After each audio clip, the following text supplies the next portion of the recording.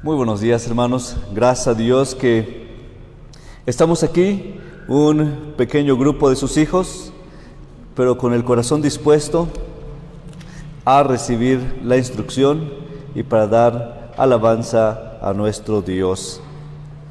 Voy a leer solamente a manera de introducción los versículos en los cuales nos enfocaremos el día de hoy. Dice la palabra de Dios en Éxodo 20, del 8 al 11. Acuérdate del día de reposo para santificarlo. 6 días trabajarás y harás toda tu obra, mas el séptimo día es reposo para Jehová tu Dios.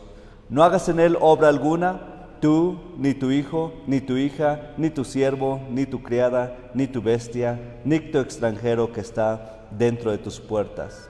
Porque en 6 días hizo Jehová los cielos y la tierra, el mar y todas las cosas que en ellos hay, y reposó el séptimo día. Por tanto, Jehová bendijo el día de reposo y lo santificó.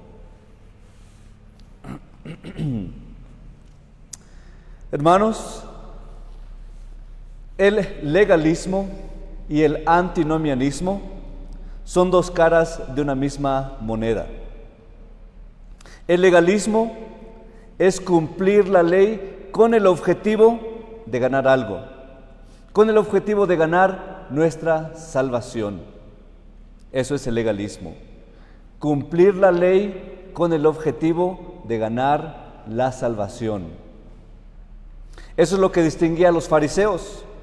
Ellos decían: no soy como otros hombres, ladrones, injustos, adúlteros, yo oro todos los días, yo ayuno, yo cumplo toda la ley, por lo tanto, Dios me va a dar mi recompensa, Dios me va a querer más, Dios me va a aceptar más, Dios me va a dar la resurrección.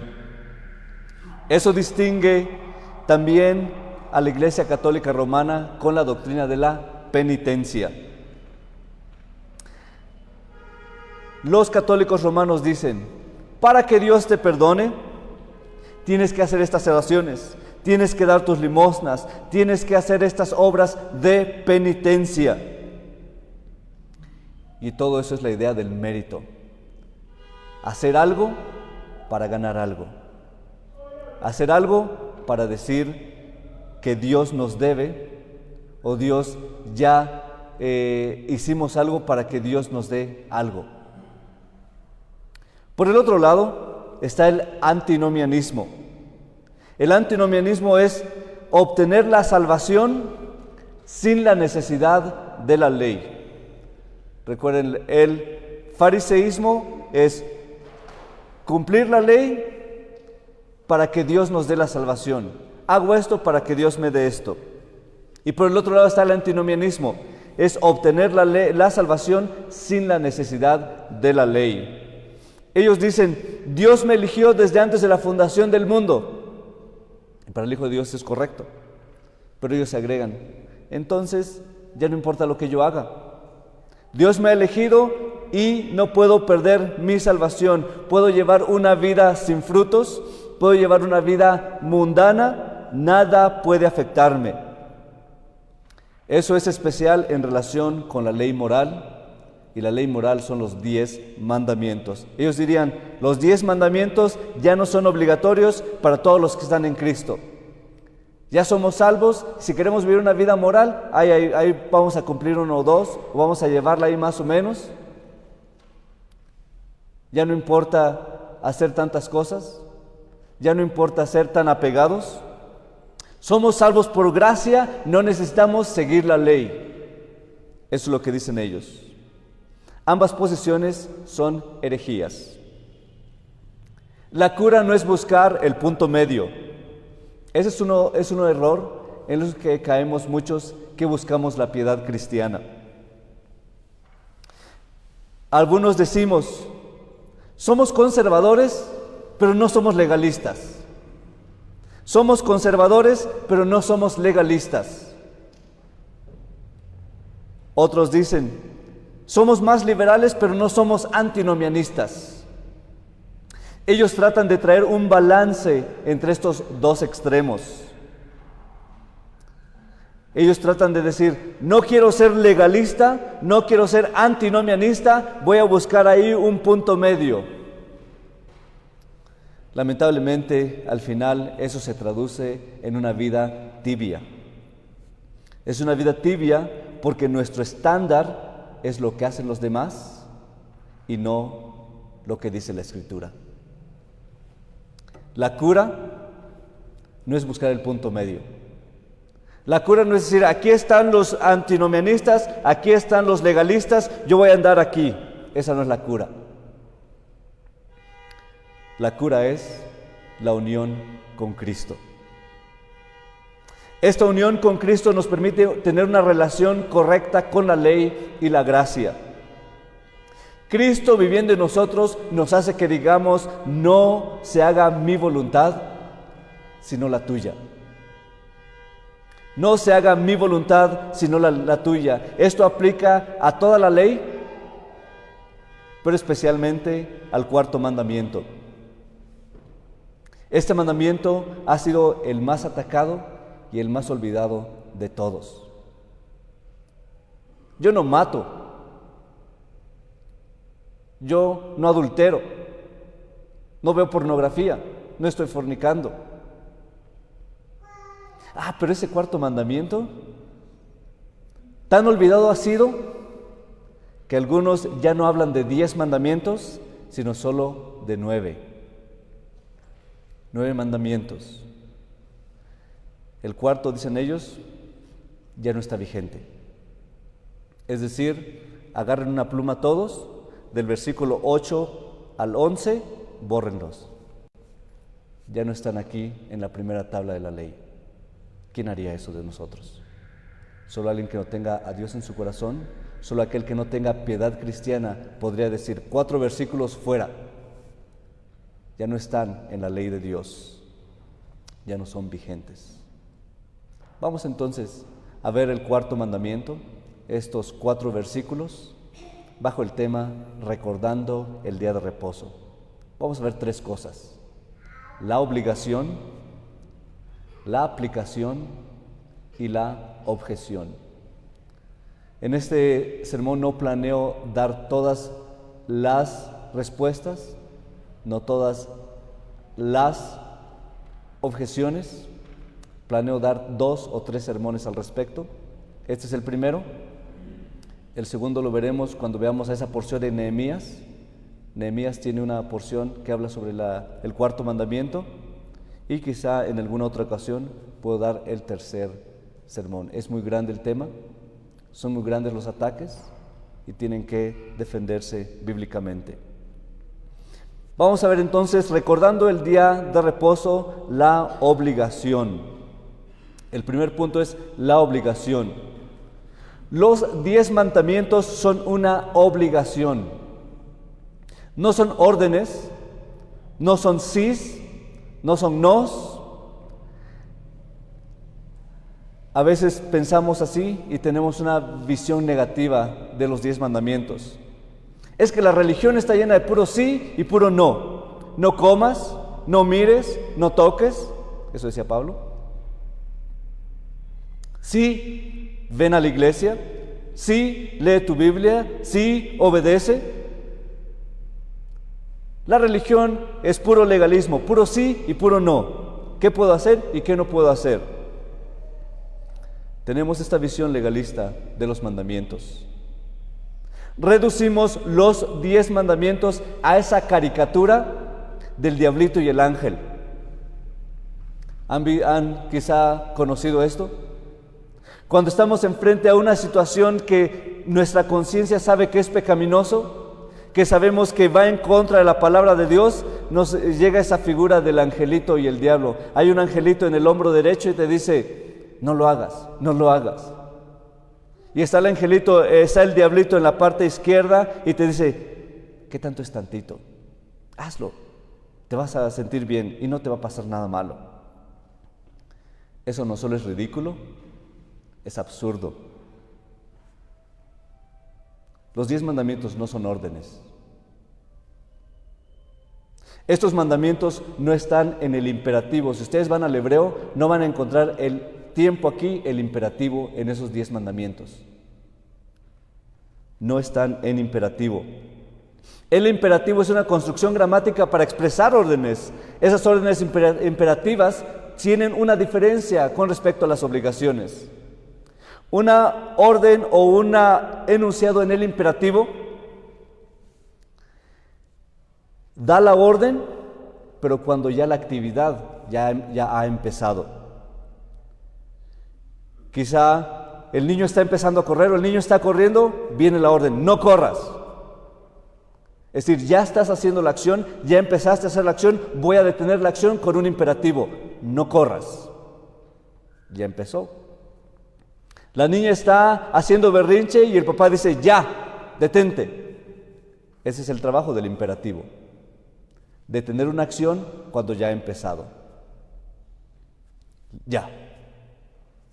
Eso no es lo que está aquí en los mandamientos. El imperativo detiene la acción cuando ésta ya ha empezado. Estos mandamientos no están en el imperativo.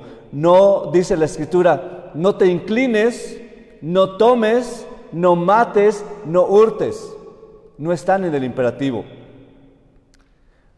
No están en el imperativo porque estos mandamientos no son órdenes, son obligaciones. Una obligación es diferente a una orden. Es diferente a un imperativo. Dijimos que el imperativo detiene la acción. Una obligación no la deja empezar. Un imperativo diría, no robes, no mates, no forniques, ya una vez que está iniciando la acción.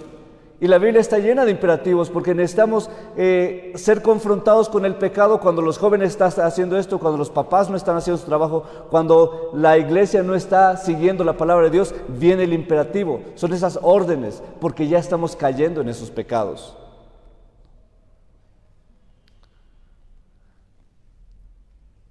Pero una obligación diría, ni siquiera lo pienses.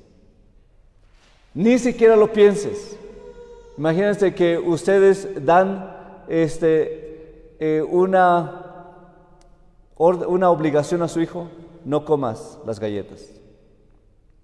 Y ya el niño ya se va subiendo a la mesa y tú dices, ni lo pienses. Ni lo pienses.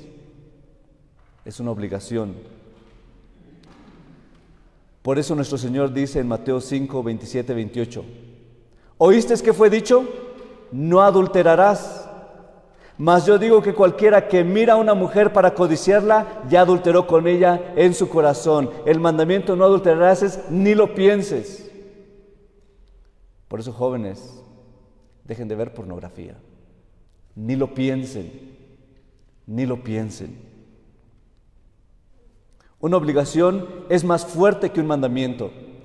Es algo enfático, algo que no puede o no debe hacerse. De hecho, en el imperativo no existe en los mandamientos. Cuando ahí dice, recordarás el día de reposo, realmente es lo que está diciendo, recordar el día de reposo.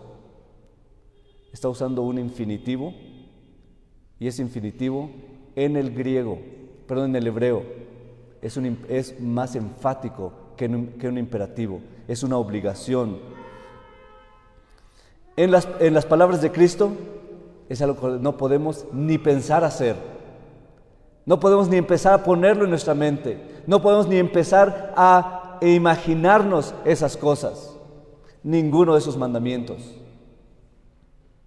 Si ya lo pusimos en nuestro pensamiento, ya es transgresión de la ley. Esos mandamientos son obligaciones, son deberes. Pero hermanos, esos mandamientos, estas obligaciones, son solo para los que están bajo obligación. Es decir, puede venir aquí a Cajamarca o a Perú el presidente de Estados Unidos y decirles, en mi país no permitimos fiestas o ruido excesivo después de las 9 de la noche. Quiero que se haga aquí en Perú. ¿Qué le diría al pueblo peruano que le gustan las fiestas? Este no es tu país. No estamos bajo obligación de obedecerte. De la misma manera, estos 10 mandamientos Estas 10 obligaciones no son para todo el mundo. Aunque sería bueno que todos lo siguieran, aunque el cuarto mandamiento tiene un carácter universal, estos 10 mandamientos no son para todo el mundo. Sin embargo, esta ley es solo para su pueblo. Los 10 mandamientos es la ley moral que está vigente solo para el pueblo de Dios. Dice Éxodo 20: yo soy Jehová tu Dios, que te saqué de la tierra de Egipto de casa de servidumbre.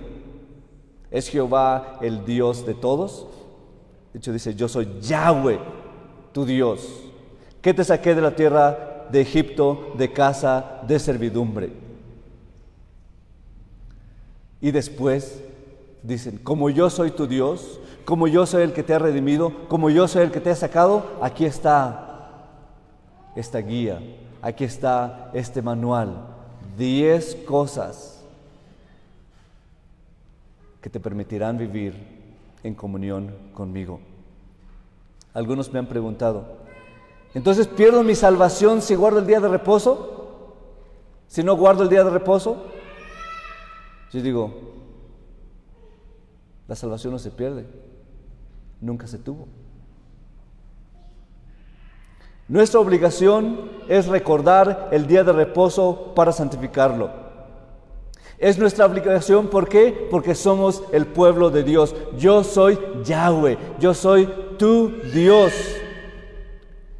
Si el Señor, si el Dios Todopoderoso es nuestro Dios, estamos obligados a guardar los 10 mandamientos.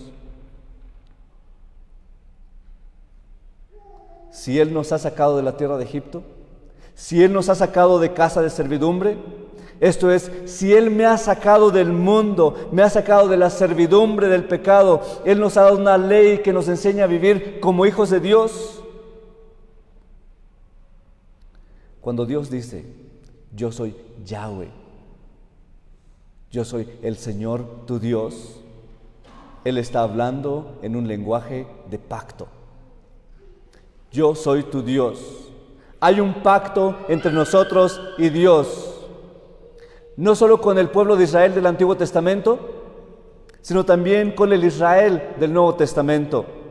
Cuando Pablo en 2 Corintios 6 está hablando de la separación que debe haber entre los hijos de Dios y los hijos de los hombres, entre el mundo, entre los que están en las tinieblas y los que están en la luz, él dice: por lo cual salid de en medio de ellos y apartaos, dice el Señor, y no toquéis lo inmundo. Y vean: y yo os recibiré y seré a vosotros Padre, y vosotros me seráis hijos e hijas, dice el Señor Todopoderoso.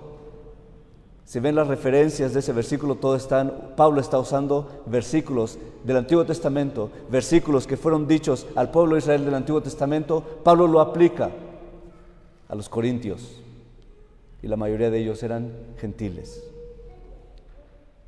Pablo no le está diciendo eso a los judíos, sino se le está diciendo eso a los gentiles, incluso a nosotros.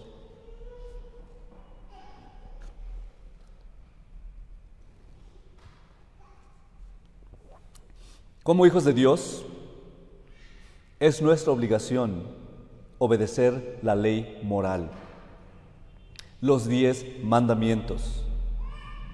El pueblo del Antiguo Testamento tenía 3 tipos de leyes.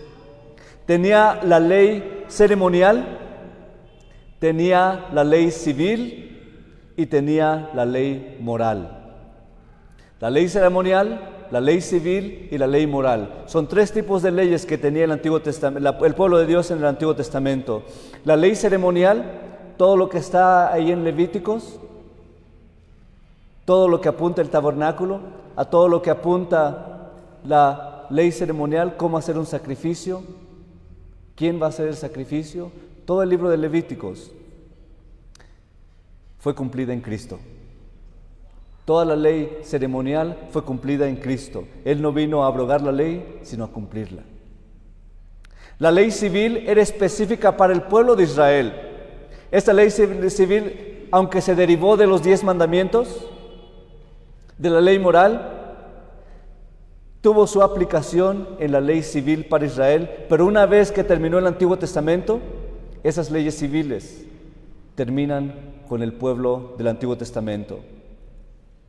Hay algunas leyes que serían buenos adaptarlas y que son buen ejemplo, pero ya no son requisitos para nosotros. Ninguno aquí tiene que dejarse crecer la barba como requisito para ser del pueblo de Dios. Eso ya no aplica. Ninguno aquí tiene que vestirse una sola tipo de tela. Ninguno aquí tiene que cumplir esa ley civil que solo aplicaba al pueblo de Israel. Hay unos movimientos que se llama el teonomismo, que está tratando de aplicar esa ley civil no solo a la iglesia, sino a toda la sociedad. Ya no aplica. Sin embargo, hay una ley que todavía está vigente, y esa es la ley moral. Nuestro Señor Jesús no abrogó esas leyes, sino las resumió en Mateo 22, del 37 al 40. Mateo 22, del 37 al 40 nos presenta el resumen de las dos tablas de la ley. La primera tabla de la ley, los primeros 4 mandamientos se resumen en esto: amarás al Señor tu Dios con todo tu corazón, con toda tu alma, con toda tu mente. Ese es el primer y gran mandamiento. Es la primera tabla de la ley. Cristo nos dijo, es el primer gran mandamiento. Los 4 mandamientos se resumen aquí, excepto quita el cuarto. Quita el cuarto. Ese ya no va a ser, de aquí en adelante ya no va a pasar. Cristo todavía decía, que tu huida no sea en el día de reposo. Todavía estaba vigente el 4º mandamiento en esa primera tabla de la ley. Y después Cristo nos da la segunda tabla de la ley. El segundo es semejante a este: amarás a tu prójimo como a ti mismo. De estos 2 mandamientos depende toda la ley y los profetas. Cristo no está quitando ninguno de los 10 mandamientos, los está resumiendo. Sabemos que eso es cierto, porque Pablo también hace un resumen similar. Pablo en Romanos 13:9 dice, ¿por qué? No adulterarás, no matarás, no hurtarás, no dirás falso testimonio, no codiciarás. Y les dice, hay otro mandamiento, que esos que aplican a la segunda tabla de la ley. En esta sentencia se comprende sumariamente: amarás a tu prójimo como a ti mismo.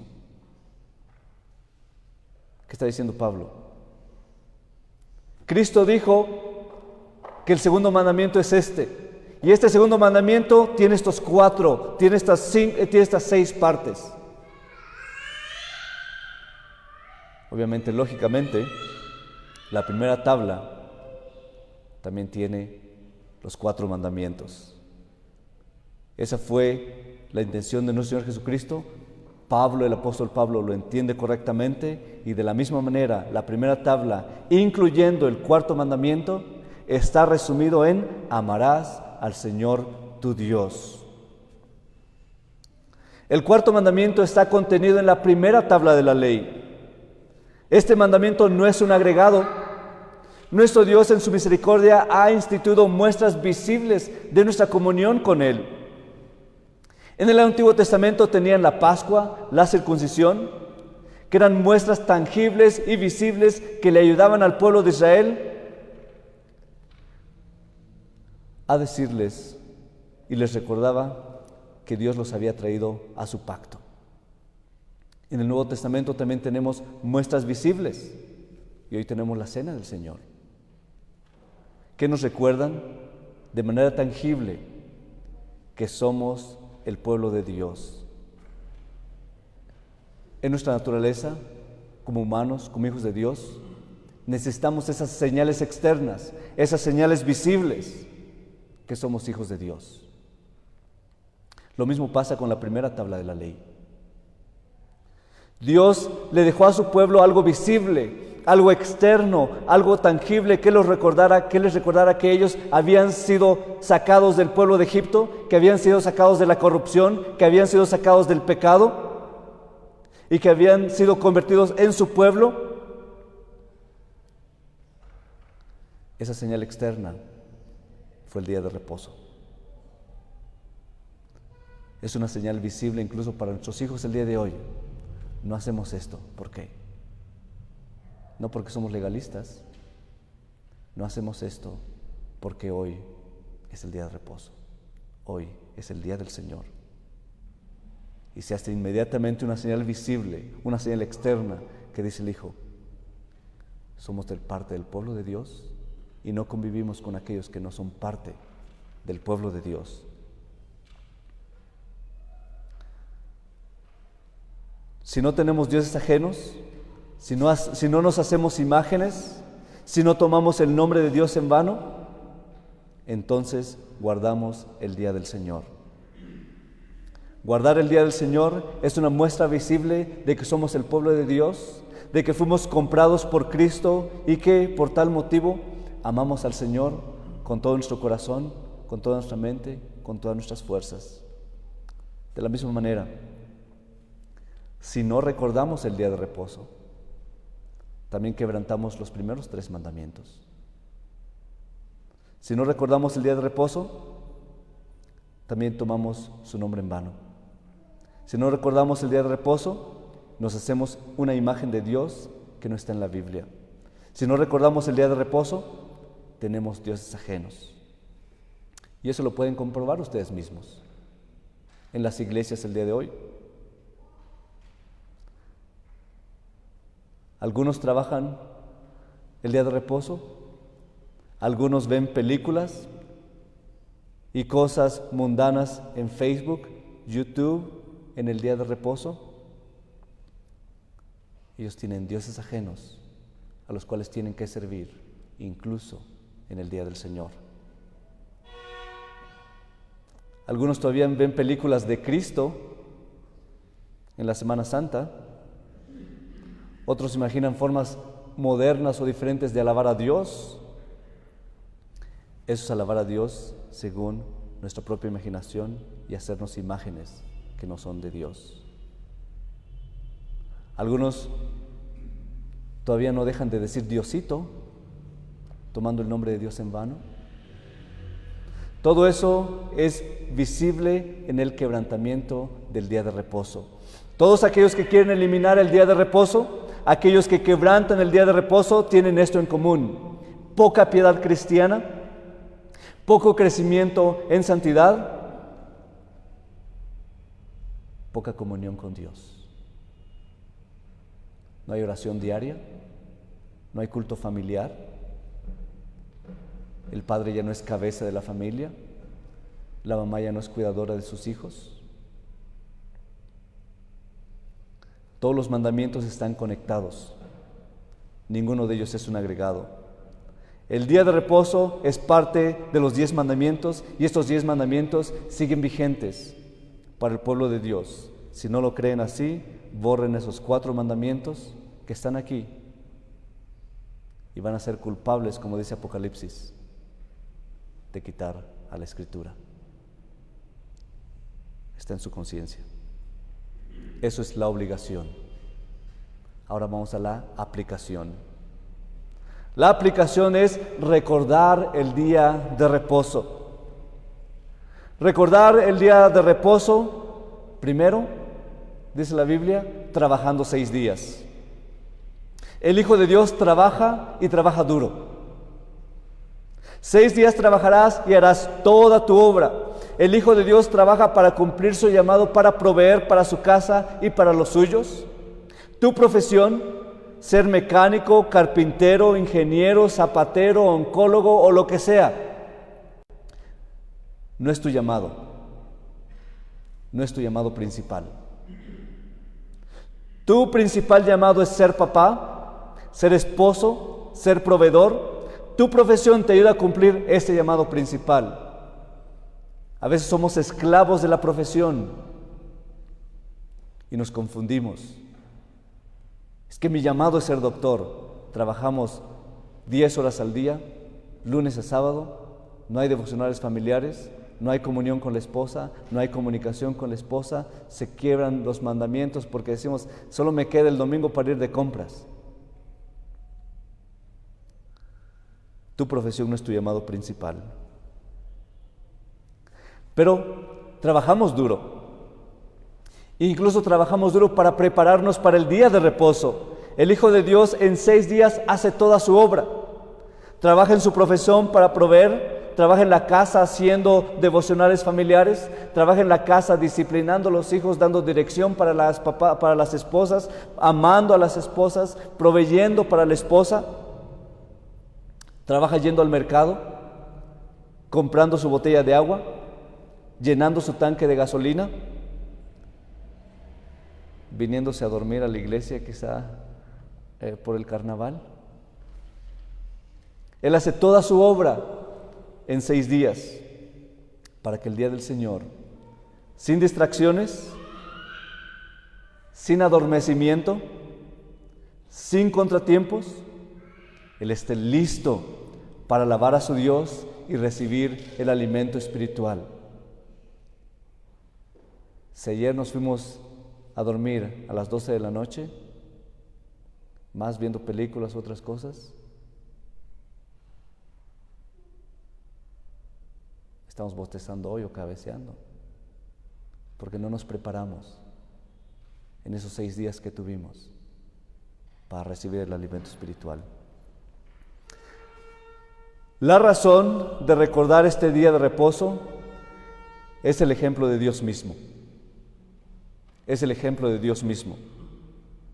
Solo esa razón debería ser suficiente para nosotros. Si alguien les pregunta, ¿por qué guardas el día de reposo? ¿Qué razón me das de esta actividad y esta práctica tuya? Dios nos da la respuesta. Porque en 6 días hizo el Señor los cielos y la tierra, el mar y todas las cosas que en ellos hay, y reposó el 7º día.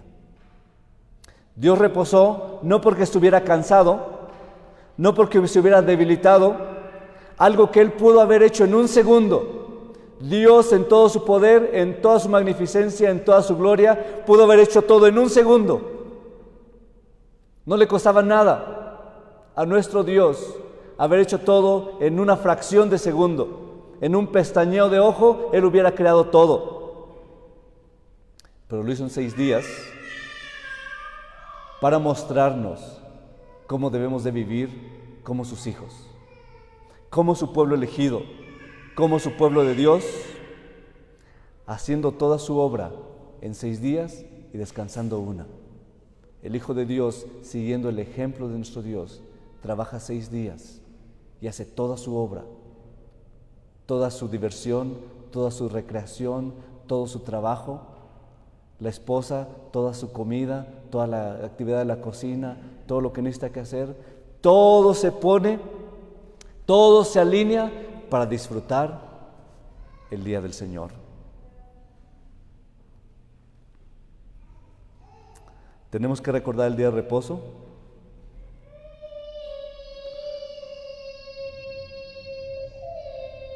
porque este mandamiento es importante. Y fue escrito de esa manera. Dios realmente pudo haber dicho, 6 días trabajarás y harás toda tu obra. Ahí pudo haber Él empezado el mandamiento. Pero él lo empezó de otra manera. Él dijo, acuérdate del día de reposo. ¿Por qué lo pone de esa manera? Como sus hijos, como sus criaturas, lo olvidamos. Dios no dijo guarda, Dios no dijo no hagas en este día, sino Él dijo acuérdate del día de reposo. ¿Cuántos de nosotros olvidamos este día? ¿Cuántos de nosotros ponemos cualquier excusa para hacer cualquier cosa en el día de reposo? Cosas que no deberíamos hacer. Incluso los aniversarios de las iglesias, la planeación de eventos o cualquier otra cosa que nos distraiga de la adoración a Dios no está permitido en ese día. Ese día es día de reposo para tu cuerpo, pero día de edificación para tu alma. Nada debe distraernos en ese día, ese glorioso día del Señor. Nada debe interponerse entre Dios y nosotros. El día de reposo es para recordarlo, pero también para santificarlo. El día de reposo ha sido bendecido y declarado santo. Dice el versículo 11, por tanto Jehová bendijo el día de reposo y lo santificó. Si no creemos eso, bórrenlo de su Biblia también. Y borren todas las referencias del Nuevo Testamento al día de reposo. Guardar ese día trae bendición al pueblo de Dios. Fíjense la bendición que recalca Isaías al pueblo del Antiguo Testamento, que está vigente también para el pueblo de Dios del Nuevo Testamento. Isaías 58, 13, 14. Si retrajeres del sábado tu pie, de hacer tu voluntad en mi día santo, y al día de reposo lo llamares delicias, santo, glorioso de Jehová, y lo venerares, no haciendo tus caminos, ni buscando tu voluntad, ni hablando tus palabras. Cuando guardamos el día del Señor, cuando tenemos comunión con Dios, cuando toda nuestra vida, todos nuestros 6 días están completamente edificados alrededor del día del Señor, en el cual tenemos comunión con nuestro Dios, dice Isaías, entonces te deleitarás en el Señor. Y yo te haré subir sobre las alturas de la tierra y te haré de comer la heredad de Jacob tu padre, porque la boca del Señor lo ha hablado. Y en todo eso usa el nombre del pacto. En la boca de Yahweh te deleitarás en Yahweh, en el Dios del pacto. ¿Tu casa es un desastre? ¿Hay peleas? ¿Hay indisciplina? ¿No hay deleite en el Señor? Seguramente no se están acordando del día de reposo. No guardar el día de reposo es una señal de falta de amor por Dios. Por eso no hay bendición. No amamos a Dios con todo nuestro corazón, con toda nuestra fuerza, con toda nuestra mente, con toda nuestra alma. Pero hay bendición, porque ese día es un día santo. Dice la Biblia que Él no solo lo bendijo, sino que lo santificó. No debemos pensar en esa santificación de una manera supersticiosa. El día es santo, y algunos dicen, y si no voy a la iglesia algo malo me va a pasar. Esa es superstición. Si no voy hoy algo malo me va a pasar. Si hago algo que no, si escucho música pagana hoy, me va a caer un rayo hoy. Eso al final es salvación por obras. Es fariseísmo. Este día es santo porque Dios mismo lo separó de todos los demás. El mandamiento dice, acuérdate del día de reposo para santificarlo. Es decir, que tenemos que acordarnos del día de reposo para separarlo de todos los demás. En todos los demás días puedo hacer mi obra, pero este día es diferente. Este día está apartado para mi descanso y mi comunión especial con Dios. Este día es un día para estar en el Espíritu. Vean Apocalipsis 1:10. Dice Juan, yo estaba en el Espíritu en el día del Señor. Ese día no es un día para estar en la carne, en los placeres de la carne, es un día para estar en el Espíritu. Desde la puesta del sol hasta la puesta del sol, un día entero para Dios, no solo 2 horas en la mañana, o no solo 1:30, hoy ahorita solo 20 minutos de sermón en algunas iglesias. Todo el día es para nuestro bien y para nuestra comunión con Dios, es para nuestro descanso espiritual. Así como la cena del Señor nos apunta al cuerpo y a la sangre de Cristo que ha sido derramada, también el día de reposo nos apunta a nuestro descanso eterno. Si no te gusta el día de reposo, no te va a gustar el cielo, porque ahí es el descanso eterno para nuestras almas. Para ti ese día el cielo va a ser muy aburrido, el cielo no va a ser nada entretenido, porque el día de reposo es una imagen, es un símbolo, es una señal que debe de apuntarnos a nuestro descanso eterno en Dios. Por eso hacemos 2 servicios en el día del Señor. No porque sea un mandamiento, sino porque nos ayuda a recordar y a guardar el día de reposo lo mejor que podamos. ¿No somos perfectos? Nadie cumple la ley perfectamente. Y ahora pasamos a la objeción. Hay objeciones al guardar el día de reposo. No voy a hacer todas hoy, voy a dejar unas por el tiempo para otra ocasión, pero voy a dar quizá 3. Esta es la primera objeción que a veces se nos dice. No somos adventistas, somos presbiterianos. Se piensa erróneamente que los adventistas empezaron esta idea de guardar el día de reposo. Ellos no trabajan en el sábado, ellos no cocinan el sábado, ellos guardan el sábado. Por cierto, sábado significa reposo. Por eso el día se llama sábado. Sabbat en hebreo, Shabbat pronunciado mejor. Shabbat en hebreo es sábado en español. Shabbat no significa sábado, porque ahí está en sus notitas, aquí equivale a sábado. Es una nota de las sociedades bíblicas americanas para hacer esta Biblia ecuménica, para que todos la aceptaran, judíos, adventistas, testigos de Jehová. Ahí no dice sábado, ahí dice Shabbat, dice reposo. Pero hermanos, debería darnos vergüenza como presbiterianos de que los adventistas, con su errónea teología de la aniquilación y la salvación por obras, guarden el día de reposo mejor que nosotros. Guardar el día de reposo no es un invento de los adventistas. La iglesia presbiteriana había desarrollado esta teología mucho antes que ellos. Hoy en sus casas, para guardar bien el día del Señor, abran sus confesiones, abran el Catecismo Menor de Westminster, preguntas 57 a las 62 y leanlo. Y si no los convence, abran también el Catecismo Mayor, preguntas de las 115 a las 121 y léanlo. Estos documentos presbiterianos se escribieron en la mitad de los 1600.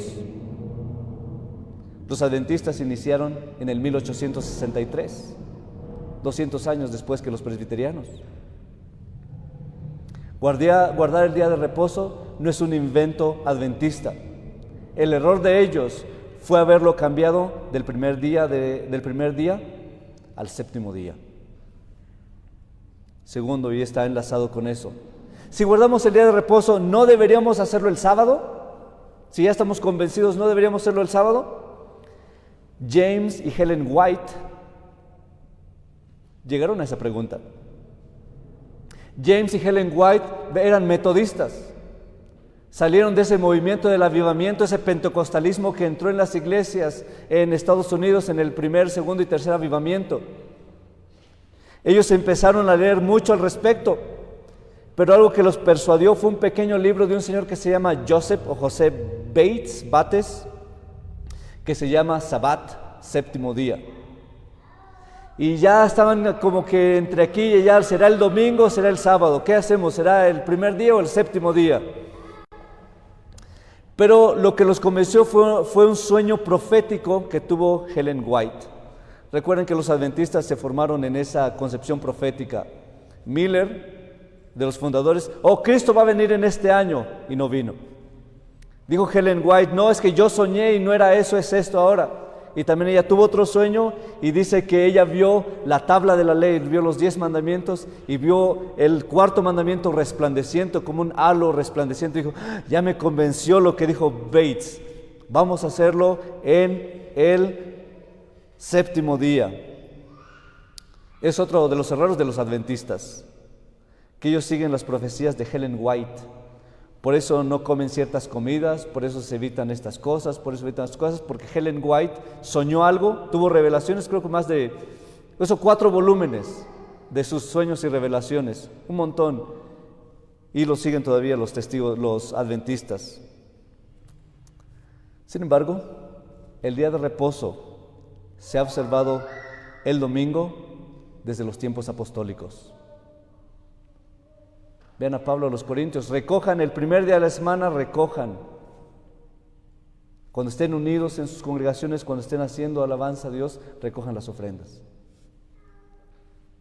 Los apóstoles entendieron que Cristo es el Sabbat, no el sábado, el Sabbat, el reposo. Cuando innumerables ocasiones se muestra en las Escrituras que Jesús se le apareció a sus discípulos el primer día de la semana. Sabemos que el día de Pentecostés, desde la antigüedad, era el primer día de la semana. Los discípulos estaban reunidos ese día cuando descendió el Espíritu Santo en el primer día de la semana. Veamos también, como lo vimos en Apocalipsis 1:10, Juan estaba en el Espíritu en el día del Señor, el primer día de la semana. Toda la iglesia del Nuevo Testamento ha entendido ese cambio del séptimo día al primer día. Tertuliano decía que en honor al día del Señor debemos diferir todo asunto mundano para que no demos lugar al diablo. Atanasio dijo que el Señor transfirió la observancia sagrada del día de reposo al día del Señor. Teodoro de Beza, en su comentario a Apocalipsis 1:10, dijo: el séptimo día, habiendo permanecido desde la creación del mundo hasta la resurrección de Cristo, fue cambiado por los apóstoles, indudablemente bajo la dirección del Espíritu Santo, por aquello que fue el primer día del nuevo mundo. El Catecismo Menor de Westminster y el Catecismo Mayor no agregan nada. Desde el primer siglo hasta esta fecha, seguimos guardando el día de reposo en el día del Señor, el cual es el domingo. Una última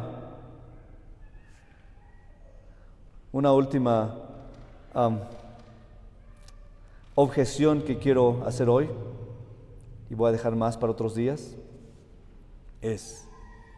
¿no es guardar el día de reposo salvación por obras?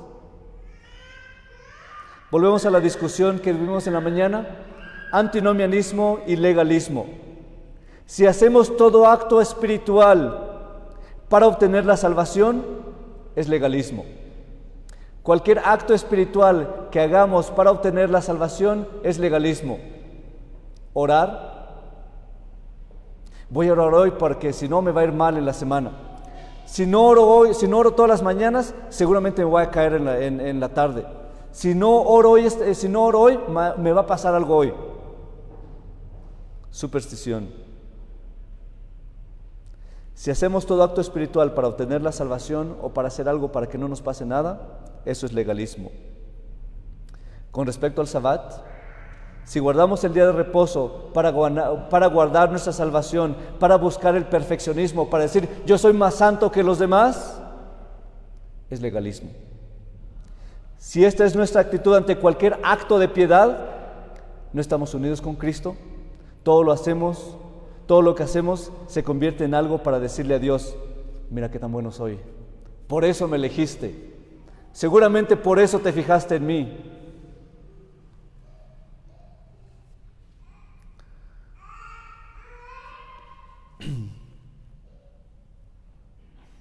Guardar los 10 mandamientos, no los 9, es un acto de gratitud y de amor por Dios. Dice Juan 14:21, Cristo dice ahí: el que tiene mis mandamientos, no dice el que tiene solo 9 mandamientos, el que tiene mis mandamientos y los guarda, ese es el que me ama. Y el que me ama será amado por mi Padre, y yo le amaré y me manifestaré en él. Él nos ha sacado de Egipto, del mundo de pecado, y nos ha traído a su pacto. Por amor a Dios y por amor a nuestro Señor Jesucristo, guardamos los 10 mandamientos lo mejor que podamos. No para nuestra salvación, sino como manifestación de nuestra salvación y santificación. Nuestras obras no son para salvarnos, ninguna obra nos salva, sino que nuestras obras son el resultado de nuestra salvación. Dice Efesios 2:10, porque somos hechura suya, creados en Cristo Jesús para buenas obras, los cuales Dios preparó de antemano para que anduviésemos en ellas. Incluso nuestras buenas obras son la obra soberana de Dios en nuestras vidas, y a través de su Espíritu Él las lleva a cabo en nuestra vida.